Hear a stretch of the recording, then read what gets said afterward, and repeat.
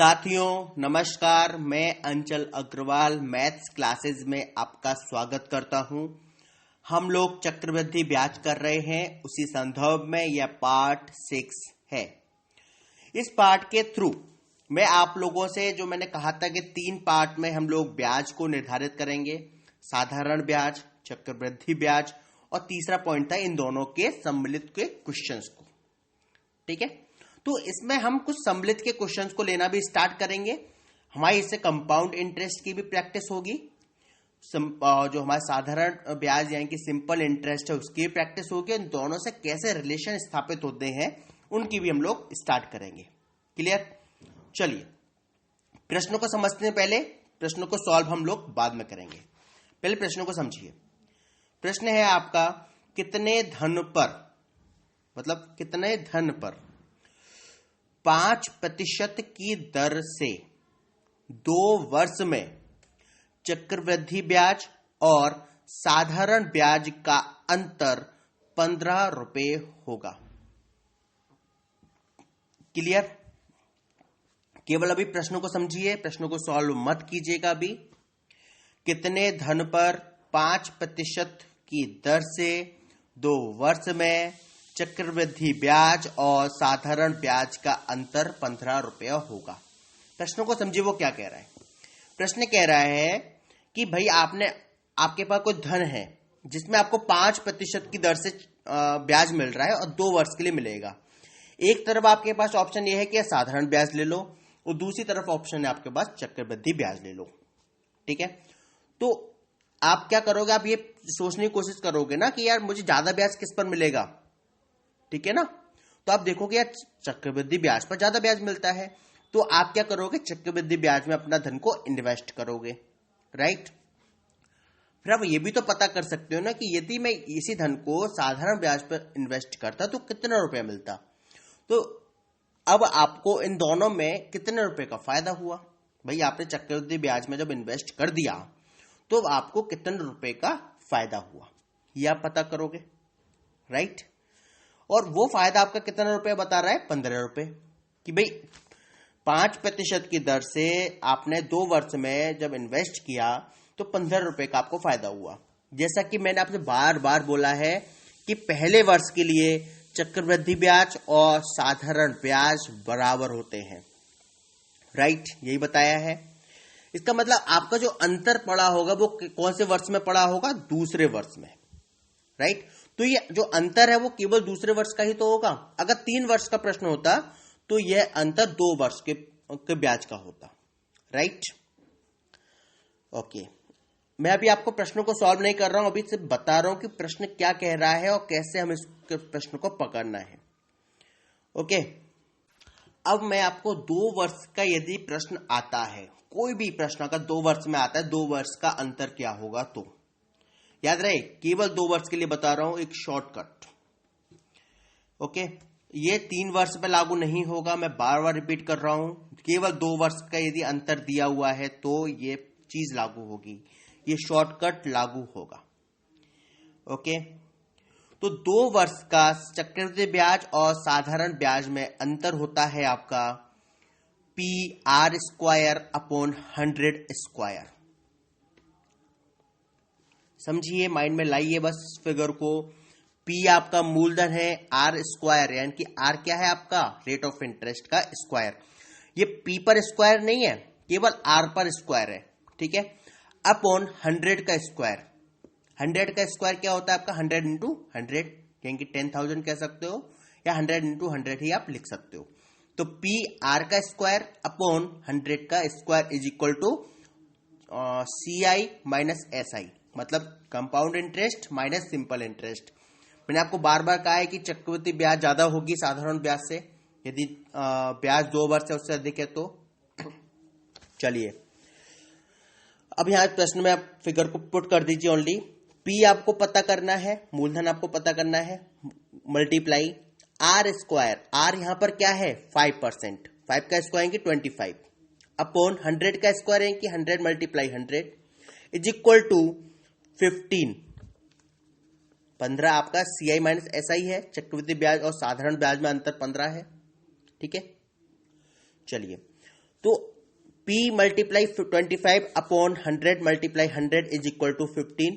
25 से आप 100 काटोगे 4 times cut जाएगा, 4 मल्टीप्लाई 100 400 हो जाएगा, और क्रॉस मल्टीप्लीकेशन से 15 मल्टीप्लाई 400 हो जाएगा। P is equal to 15 multiply 400 और P इज इक्वल टू हो जाएगा आपका 6000। कैलकुलेशन मैंने थोड़ी सी फास्ट की है, ये विश्वास करते हुए कि आप कैलकुलेशन को करना सीख रहे हैं। ओके, मैं एक बार स्लो कैलकुलेशन भी कर देता हूं ताकि आप लोग आसानी से और समझें, कंफ्यूज ना हो कि मैंने क्या तिकड़म कर दी पल भर में। देखिए, P are square upon 100 square is equal to 15, ये हमको मालूम था। P मल्टीप्लाई 5 का स्क्वायर अपॉन 100 का स्क्वायर इज इक्वल टू 15। ठीक है, चलिए अभी से हम इसको क्रॉस मल्टीप्लाई कर देते हैं। तो P बराबर क्या हो जाएगा आपका 15 multiply 100 multiply 100 divide by 25, 5 into 5 का जो था ये हो जाएगा आपका क्रॉस मल्टीप्लीकेशन से। बस अब कर दीजिए, 25 को आप 100 काटेंगे तो 4 टाइम्स जाएगा, 25 4 जा 100, 15 4 जा 60 और मल्टीप्लाई 100 यानी कि 6000। क्लियर? कैलकुलेशन आपको आनी चाहिए, अब बहुत टाइम से आप कर रहे हैं मैथ्स को। ओके, तो 6000 आपका P की वैल्यू आ जाएगी। बहुत सिंपल है, बहुत सिंपल फिगर को आपको करना है, केवल याद रखना है 2 वर्षों के लिए P are square is upon 100 square is equal to CI minus SI। ये कोई फॉर्मूला नहीं है, मैं आपको बहुत साफ साफ कर दूं, ये कोई फॉर्मूला नहीं है, it is a shortcut. Okay, क्योंकि एग्जाम में आपसे ये नहीं पूछा जाएगा कि आप फॉर्मूला बताओ यार, फॉर्मूला बताओगे तो आपको आता ही है ना दोनों के फॉर्मूला। लेकिन यदि आपसे शॉर्टकट पूछा जाए, ये डायरेक्टली पूछा जा सकता है कि 2 वर्षों में साधारण चक्रवृद्धि ब्याज और साधारण ब्याज का अंतर क्या होता है। हो सकता ऑप्शन में आपसे यही कर दे कि P R upon 100, P R square upon 100, P R square upon 100 square, इस टाइप से भी आपसे पूछ सकता है। तो आपको शॉर्टकट याद रखना है, शॉर्टकट के थ्रू आपको इसमें सवाल सॉल्व करने हैं। मैं आपसे बार बार शॉर्टकट याद करने के लिए नहीं बोलता, मैं यहां इसलिए बोल रहा हूं क्योंकि ये प्रश्न परीक्षा में कई बार पूछा जाता है। ओके, और यदि आप इसको दूसरे मेथड से करते हैं, लॉन्ग मेथड से करते हैं, तो आपको बहुत देर लगेगी, आपका टाइम बहुत जाएगा इसमें। इसलिए मैं कहूंगा कि आपसे यहां इस शॉर्टकट को याद रखें। कुछ ही शॉर्टकट ऐसे आएंगे जरूर जहां मैं आपसे कहूंगा कि आप इसको याद करें। ओके, चलिए इसी तरह का मैं एक प्रश्न आपको देता हूं। प्रश्न है आपका, वह कौन सी धनराशि है जिसका 2 वर्षों में 5% वार्षिक ब्याज की दर से चक्रवृद्धि ब्याज एवं साधारण ब्याज में अंतर 7.5 रुपए होता है। ठीक है, प्रश्न आपने सुन लिया है, फिर एक बार और सुन लीजिए। वह कौन सी धनराशि है जिसका 2 वर्षों में 5% वार्षिक ब्याज की दर से चक्रवृद्धि ब्याज एवं साधारण ब्याज में अंतर 7.5 रुपए होता है। आप सॉल्व कीजिए प्लीज इसको। सेम क्वेश्चन है, फिगर में बस एक फिगर का अंतर है, वहां 15 था या 7.5 है। सॉल्व करेंगे आपको आपका आंसर मिल जाएगा। ओके, ये आपका प्रैक्टिस क्वेश्चन है, मैं चाहूंगा कि आप इसको सॉल्व करें। ओके, चलिए जिस पे सॉल्व नहीं हुआ वो फिर एक बार इस प्रश्न को समझ लें। फॉर्मूला आपका सेम रहेगा, 2 वर्ष का यहां पर हमें अंतर पता करना है। P are square upon 100 square is equal to CI minus SI। ठीक, तो P आपको हमें पता करना है, आर स्क्वायर में आपका क्या आ जाएगा 5 का स्क्वायर अपॉन 100 का square is equal to CI minus SI की वैल्यू क्या है आपकी 7.5। ठीक है, 5 का स्क्वायर क्या हो जाएगा 25, 100 का स्क्वायर क्या हो जाएगा 10,000 is equal to 7.5। Cross multiply कर दो तो P इज इक्वल टू क्या हो जाएगा 7.5 गुणा 10,000 डिवाइड बाई 25 क्रॉस मल्टीप्लीकेशन से। ठीक है, तो 25 से आप 10,000 को काटेंगे तो जाएगा आपका 400 टाइम्स, 25 4 100 और 0 0 2 बार लग जाएंगे, 400 हो जाएगा। 400 का मल्टीप्लाई आप 7.5 में करेंगे, 7.5 मल्टीप्लाई 400 तो आपकी वैल्यू आ जाएगी 3000। क्लियर? इस तरह से आप इस प्रश्न को कर सकते हैं। आसान है और जरूरी प्रश्न है ये।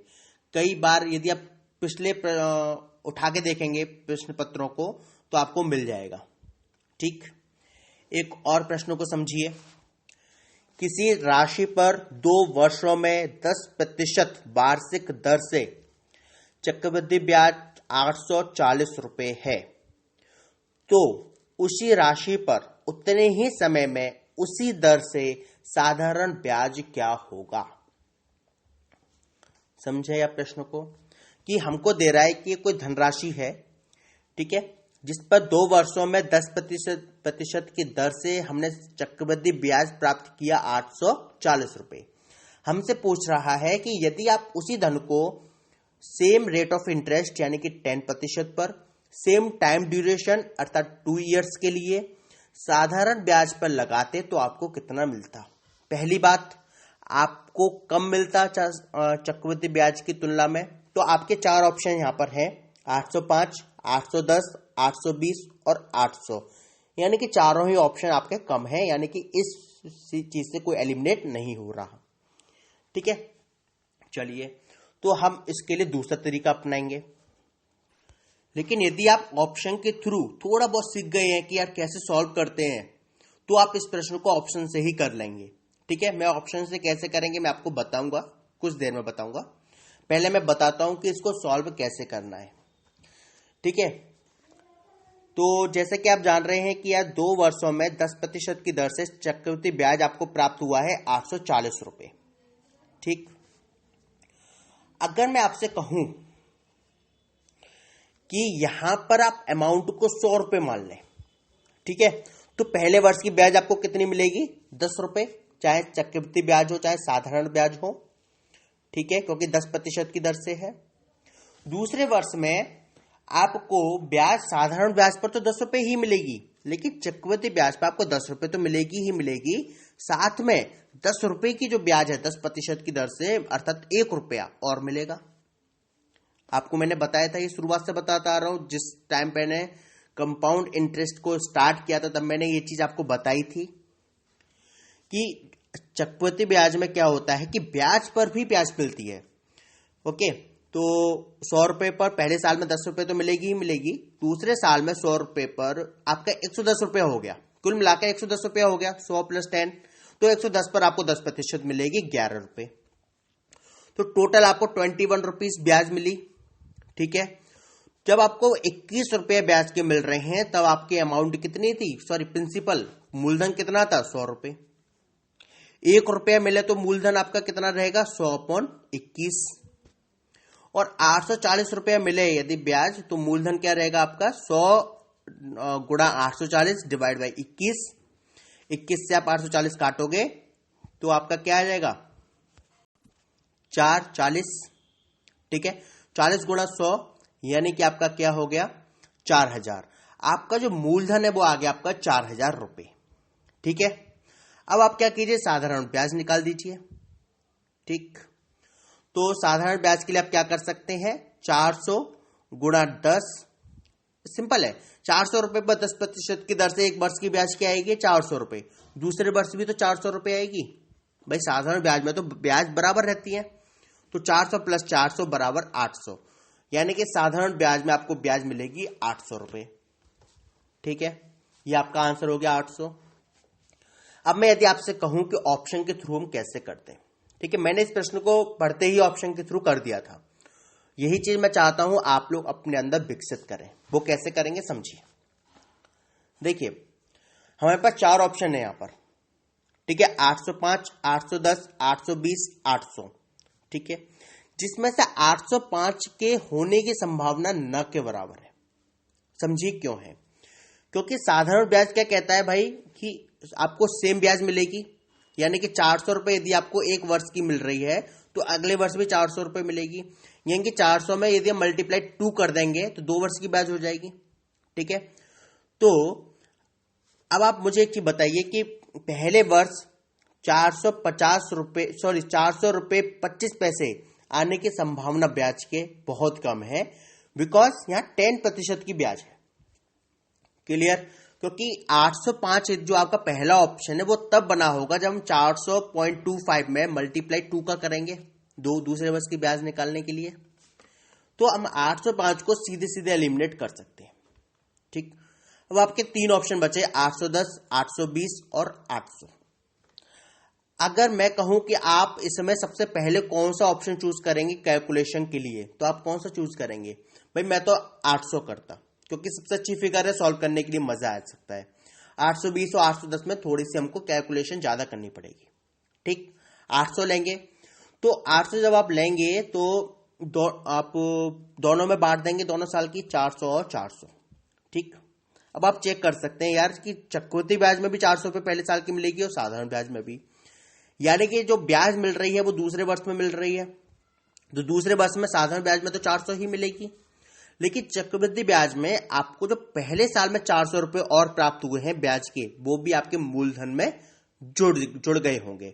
तो 400 का भी आपको 10% और मिलेगा, यानी कि 400 प्लस 40, 440, और दोनों को आप जब मिला देंगे तो चक्रवृद्धि ब्याज की जो ब्याज आएगी वो आएगी 840, और वो हमारे ऑप्शन प्रश्न से मैच कर रही है। ठीक, ये चीज मैं आपको बार बार बता रहा हूं, और बार बार बता रहा हूं का अर्थ यही है कि ये चीज महत्वपूर्ण है समझना कि चक्रवृद्धि ब्याज में ब्याज पर भी ब्याज मिलती है, साधारण ब्याज में केवल मूलधन पर ब्याज मिलती है। ठीक है, चलिए इसी के साथ मैं यहीं विराम देता हूं, आगे क्रम जारी रहेगा। आपके फीडबैक की बहुत बहुत प्रतीक्षा रहेगी। धन्यवाद।